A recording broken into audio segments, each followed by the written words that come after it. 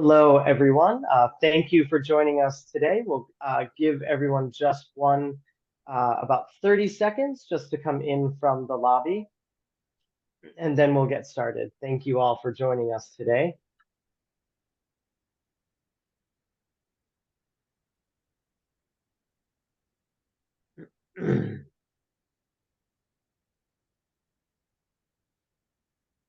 Hello, and thank you for joining us today. We're going to give just about 10 more seconds here as people come in from the lobby, and then we'll get started.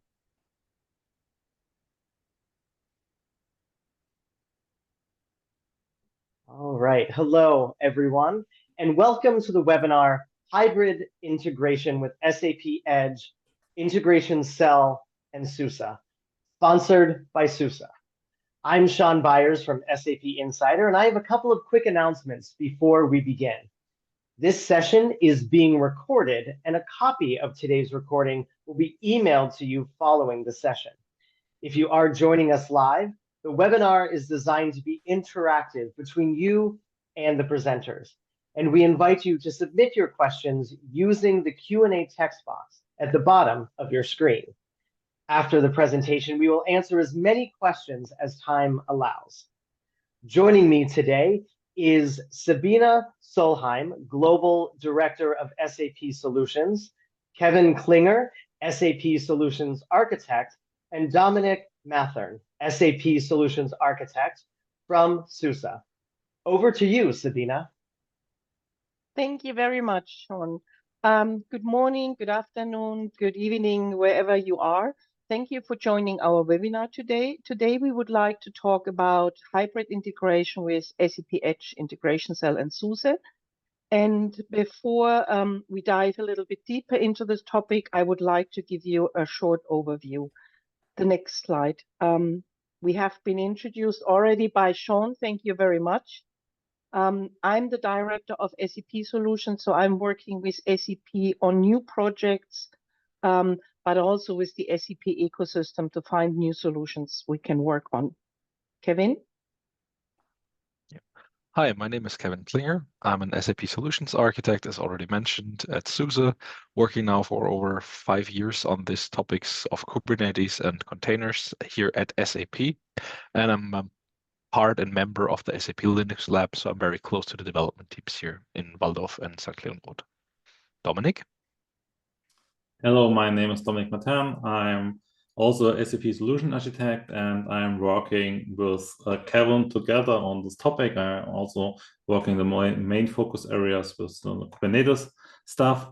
And I also have a direction or have a connection to our SAP customer who built up that platform or want to use that product in their environments. Sabina, you can go on. Thank you. Next slide, please.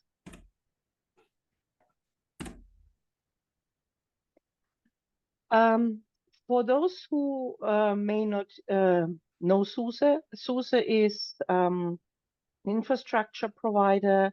We are the leading platform in the SAP space. we're working with SAP now for over 30 years. We have over 85% of market share for HANA. The most SAP applications run on SUSE, and we also diving into new areas like cloud native deployments of SUSE, SAP applications on SUSE. We have over 30,000 customers worldwide that running their infrastructure, their applications on SUSE. And of course, we would like to grow that. Next slide, please. So I mentioned at the beginning, the topic today is SAP Edge Integration Cell. SAP Edge Integration Cell refers to SAP Integration Suite, and Kevin will dive deeper into this a little bit later, but it's about the connection between applications, B2B applications, government to government, cloud, social network, mobile apps, and everything. Those who are familiar with S application may know a PIPO, which is before SAP Integration Suite. Next slide. So what is new with SAP Integration Suite is that's a full cloud application. So cloud in general has reshaped the way we are doing business today and also how we innovate. Yeah, cloud computing offers more flexibility, more scalability, eventually cost efficiency, security, and whatever. So SAP follows the same approach with its cloud-first strategy and provides BTP as the cloud platform of choice. So the cloud BTP brings together applications and data and analytics. It takes care of automation, integration like SAP Integration Suite, application development, and on top, which is very famous at the moment, AI solutions. So with it's a comprehensive platform, and this platform, by being adapting the cloud approach, is following also the approach providing cloud-native applications. That means those applications where the cloud can benefit from. They work with microservices. They have APIs. They work in a container format and everything. The reason behind this that it is then easier to maintain or to develop applications in a more modular approach. Next slide, please. That also means a shift in infrastructure. So if we look back and how SAP application has been, we had very monolithic, or still have very monolithic applications running on either Windows or Linux operating system. With this new approach, applications becoming cloud native. That means they are more modular and evergreen. And it happens the same for the infrastructure. Instead of having one OS where my application is running on, we're now moving more and more on the SAP side into containerized environments. So that's actually pretty new. Next slide, please. So when we go back to Edge Integration Cell, where I said SAP Integration Suite acts as a cloud-native application on BTP to connect SAP Cloud apps and non-SAP Cloud apps, there's also the requirement to say, okay, if I have this in the cloud, there may be reasons I also need a component that runs on-premise. So that could be security reasons. It could be latency reasons. It could be also reasons that my government doesn't allow me to run certain functionality in the cloud, or it could be connectivity concerns. So with this approach, SAP provide as part of SAP Integration Suite something that is called Edge Integration Cell, and that runs as a cloud-native application in a cloud-native environment, or in a Kubernetes environment. In this case, what we're discussing today on-prem. And I hand over now to Kevin, who will dive a little bit deeper also in the technical aspects of this new deployment method. Thank you very much, Sabine. Next slide, please. So as Sabine already said, I would like to give you a little bit more an overview of the integration suite and the Edge Integration Cell before we dive into how the landscapes look like and what technology we use there. So just if you're not that familiar with it, I want to give you a brief overview. Yeah, this slide here is pretty busy and I won't go into every detail here. The important thing that you see here is we're talking about integration here, and you can see on the left-hand side, for instance, the blue circle that you can connect SAP apps in terms of Ariba, Concur, S4 systems, customer experience, and so on. But also third-party apps, yeah, like Slack, Salesforce, and all those you may have. And of course, you have business-to-business integration with other partners. But the thing, as Sabine already mentioned, is you can see it on the bottom left-hand side. There's Microsoft Azure, AWS, GCP, and AliCloud. So those are the hyperscalers, which means everything there is public cloud, and that's where the integration suite in the end runs. And as an extension for that, SAP developed the Edge Integration Cell, which is a hybrid solution there. Next slide, please.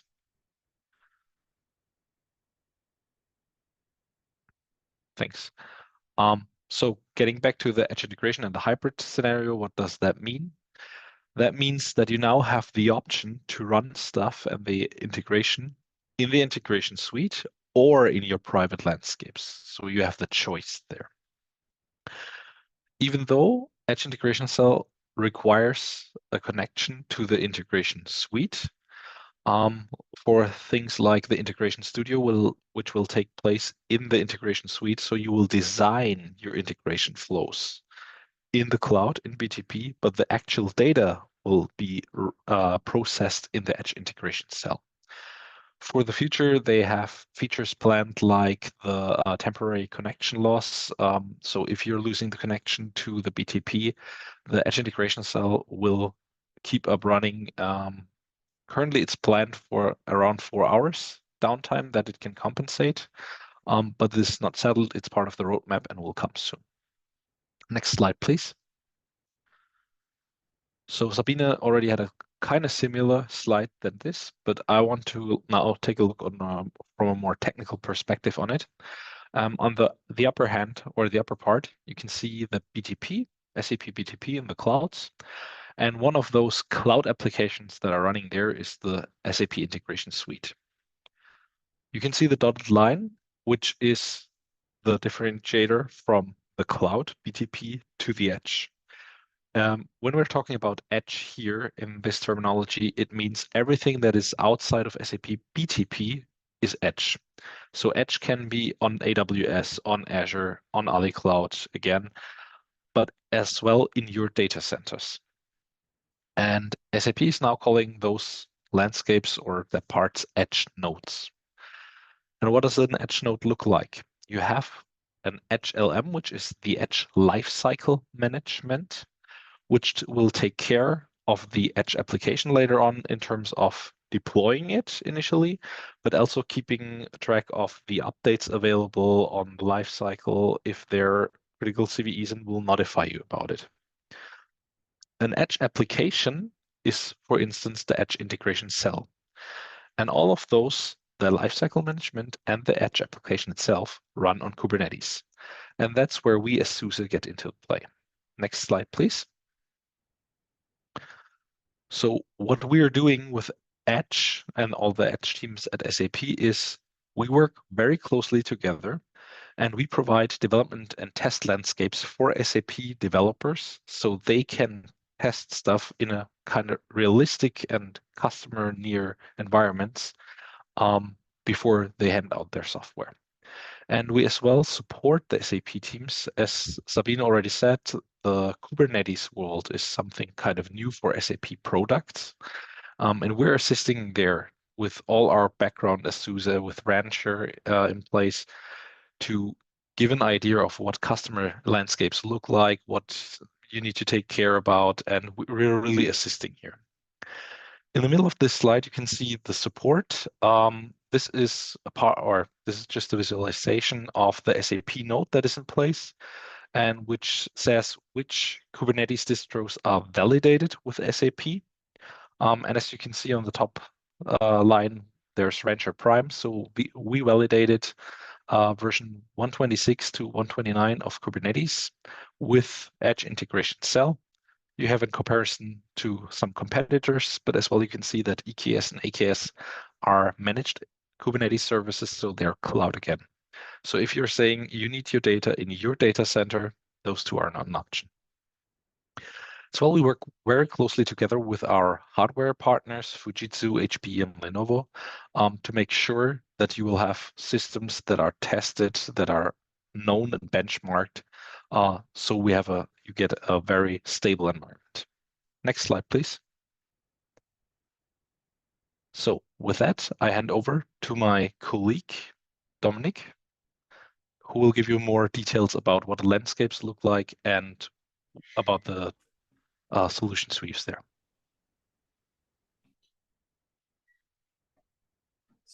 So yeah, how should the landscape look like if you want to build an Edge Integration Cell in your data center? So first you need an operation system where we choose our product portfolio SUSE Linux Micro. More words about that later. Then you have your Kubernetes distribution. There we offer RKE2, and then for storing the data from the database for your workflows, then you need some storage. On here, Longhorn came into part where the databases can store their the data. And for networking, you'll need on your local environment a load balancer. We use in our validation a Metal LB, but it can also be another Kubernetes load balancer which is available. Then when you build up your platform with all the products or with all the components, then you can install the Edge Integration Cell from the Integration Suite. So normally when you install applications on top of your Kubernetes cluster, you can use Helm. Helm is a package manager for Kubernetes. But when you install the Edge Integration Cell, you need to start installation from the Integration Suite. Then when we take a look into our products which we want to use or which we provide to build up that platform to run the integration cell, we have the SUSE Linux Enterprise Micro, which is a small operation system with the focus of running Kubernetes on top of it. Then we have RKE2, Longhorn as storage, Metal LB as a load balancer, Redis and Postgres are requirements from SAP to run Edge Integration Cell in your data center. When you install Redis and Postgres, it's possible in a QR environment that it will be deployed from the integration suite that's available. But if you run that platform in a productive environment, then you need to have a separate installation in your Kubernetes cluster. But the databases can run in the same cluster than Edge Integration Cell is running. So how should a Kubernetes cluster look like? So normally you have 6 nodes in one cluster. So for high availability, you have the control plane. It's the brain of your Kubernetes cluster. And you have the worker where the applications are running on top of it. So the databases run there, the Edge Integration Cell run there, Longhorn storage is running there. And then you have a Rancher cluster. Rancher is an application on top of Kubernetes where you can create clusters, you can administrate them, you can maintain them. You have a role-based access control possibility where you can connect your Active Directory, but more words about Rancher later. And so you have a 3-node cluster with control plane and worker node, and there you can install Rancher on top of it, and then from Rancher you can create your clusters for production or for your development or for QA, and on there you install all the components which are required for the integration cell, and then in the last step the Edge Integration Cell itself. So, but let's talk a little bit more about our products which we offer to build up that platform.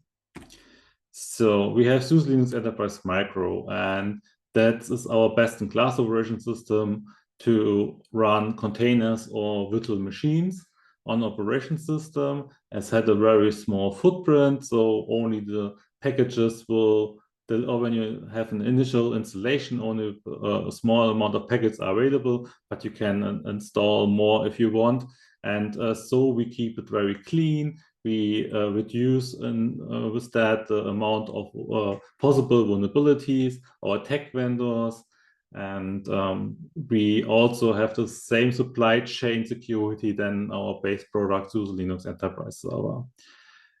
Another effort of using SUSE Linux Enterprise Micro is we have a long-term trusted support. So we know industries have a product life cycle or need a long product life cycle, and here we offer a long time of support for the version of the micro which is used, that you don't come in pressure to need a migration or an upgrade of your operation system in a short time frame. And as I said, it's tailored for Kubernetes and container workload. So it fits beautiful in that use case, and you can run RKE2 or any third-party Kubernetes distribution on top of it. To manage your container workload, the tool of your choice should be Rancher.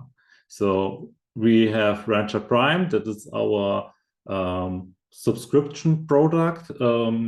This is a tool where you can get an overview about your Kubernetes cluster. You can administrate them, you can maintain them, you get a visibility what's going on in your cluster. And Rancher Prime means we have a trusted registry at SUSE where the images are hosted and where you can download the container images for getting a secure environment. We can sign the images so that you know that there's no man in the middle who can manipulate the container images, and you get support for the application. So if you have some problems with your Kubernetes cluster, you can open a support ticket and you get support from our side. You also have the possibility to do some GitOps. So for automation, you want to install a new Kubernetes cluster, then you can use GitOps that automatically the application will be installed on top of your cluster. And we also deliver some backup and restores and disaster recovery tools to bring your cluster up again if you have some problems and need to rebuild it. And for Rancher Prime, it is you can use Kubernetes distributions on premise and also in the cloud. So if you manage EKS or AKS Kubernetes clusters in your company, you also can use Rancher Prime to get an overview about your clusters and also maintain them with Rancher. I have a short video where you can see Rancher and how it's look like. First, you get an overview of which cluster are available in your environment. Here we only have one, and if you have more, you see more. Then we go to that cluster and we get an overview what is going on, how many pods are running there, how's the CPU. Here we see we have 7 nodes, and you get some information. What is the role of the node? Which Kubernetes version is used? How's the IP address?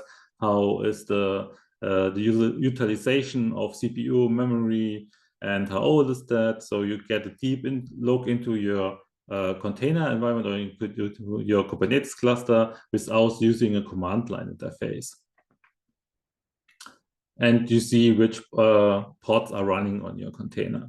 So that is first to get an overview about your cluster, but we also want to know what is going on in the containers and what is going there, how should the logs look like.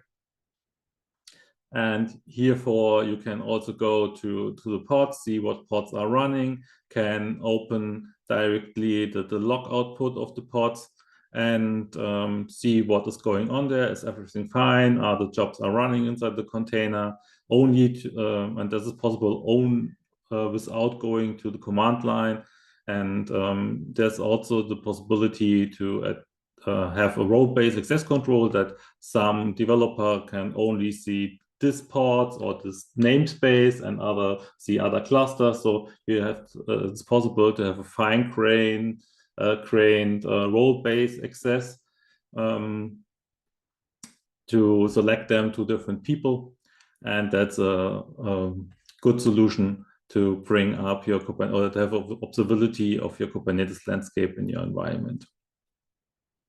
And it's also possible to get a shell into a container inside of Rancher, so you don't need to go to the terminal. You can directly interact with your container on a shell through Rancher, and you see which resources are related to the pods which are running in your environment.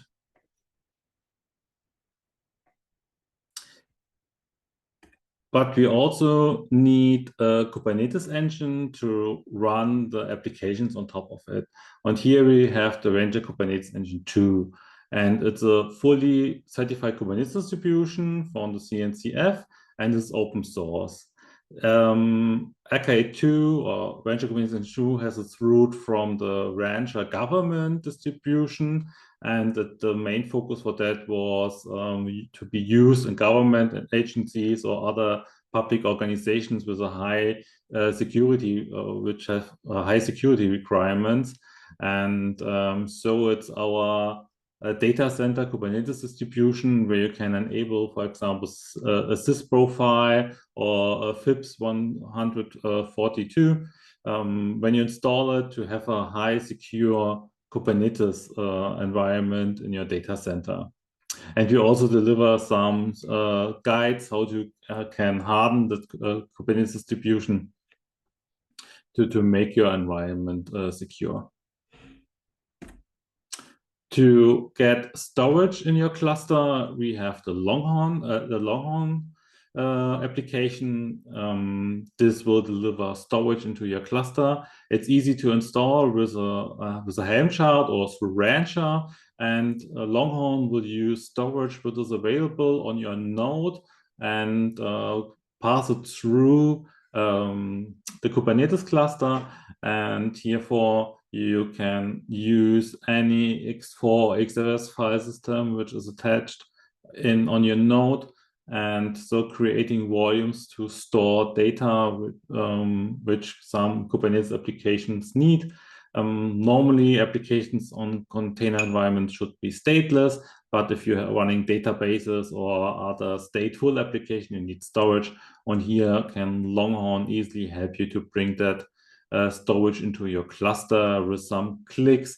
And it's also possible to export this data via a network file system or S3 compatible storage to have a backup destination outside of the cluster. But we also talking about Redis and Postgres and MetalLB, and here Rancher Prime offers an application collection. So it's a catalog of applications where we want to deliver the customer a secure application container. So we are changing, or we are using upstream applications like a hardware registry, like a MetalLB or Redis, using the container, and replace the operation system layer of the container with the SUSE Linux microcontainer image. So with that, we can reduce the amount of vulnerability in the container massively. For example, if you checking or scanning the MetalLB container image from Docker Hub, there's an old I think Debian OS image there without any updates in the last time, and then you have a huge amount of vulnerabilities.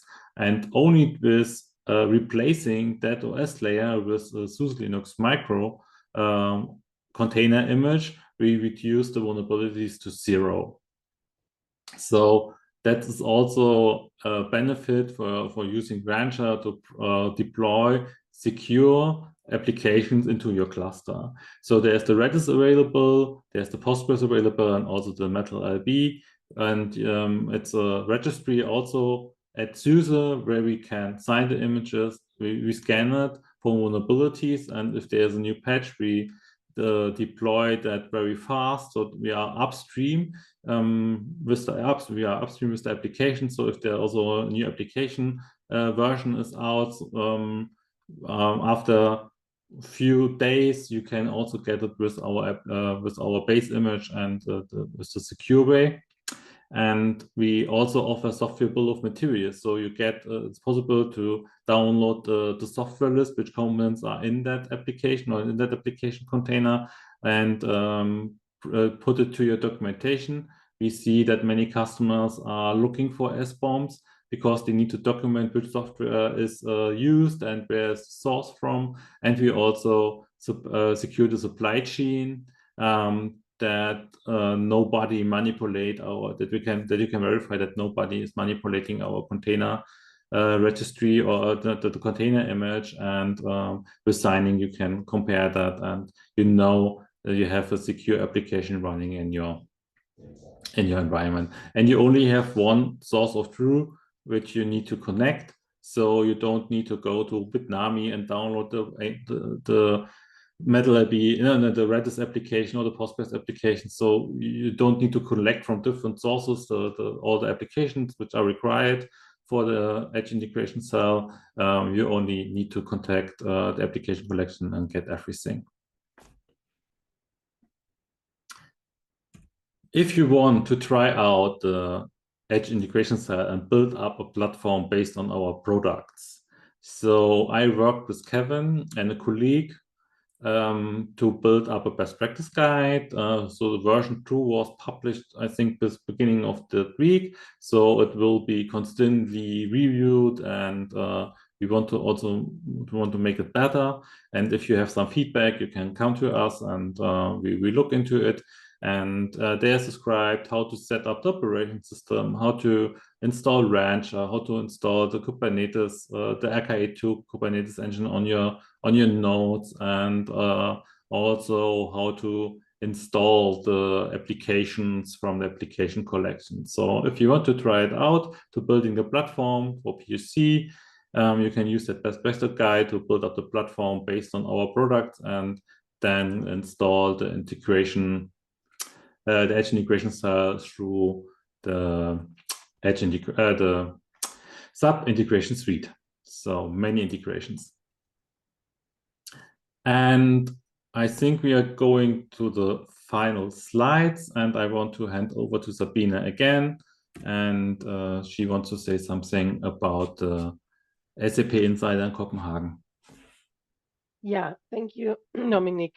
I know that was a lot of information, but Dominic, can you share the slide again? Oh. But in case you are in Copenhagen at the SAP Insider event, we will be there as well.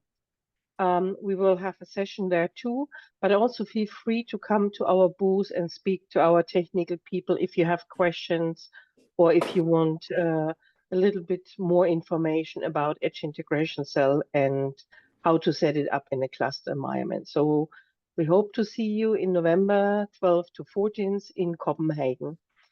Next slide, please.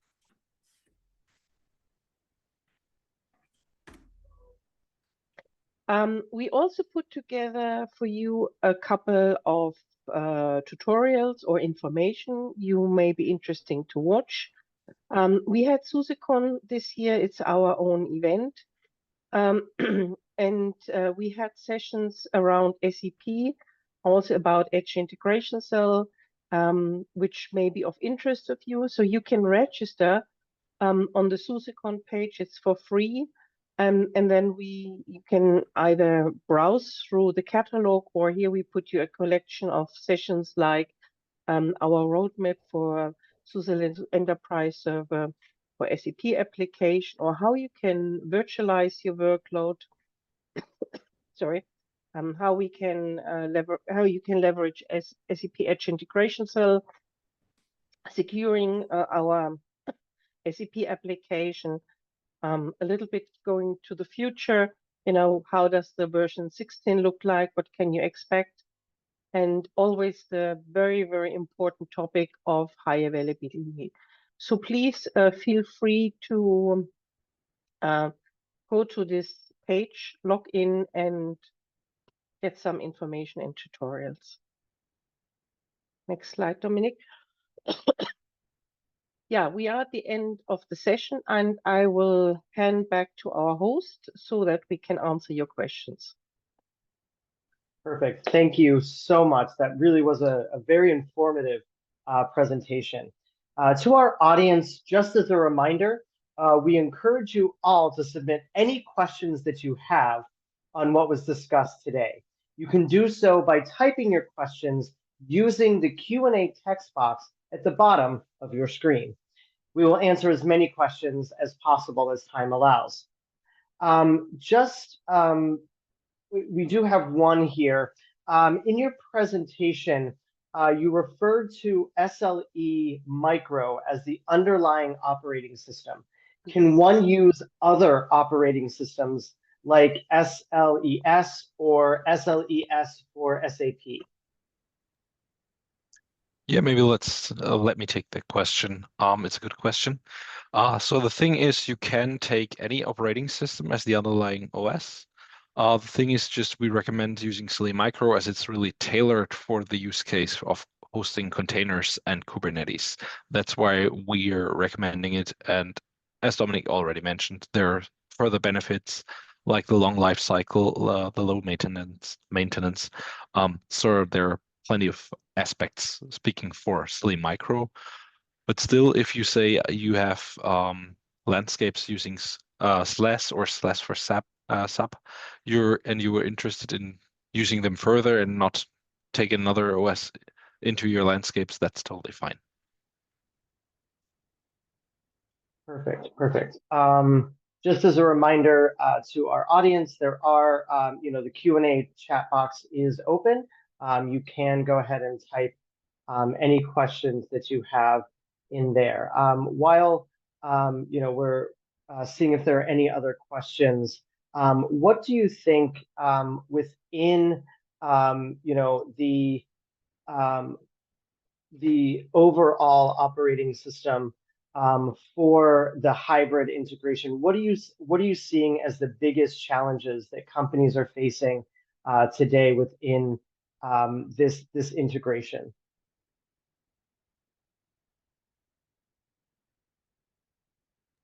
Tough one.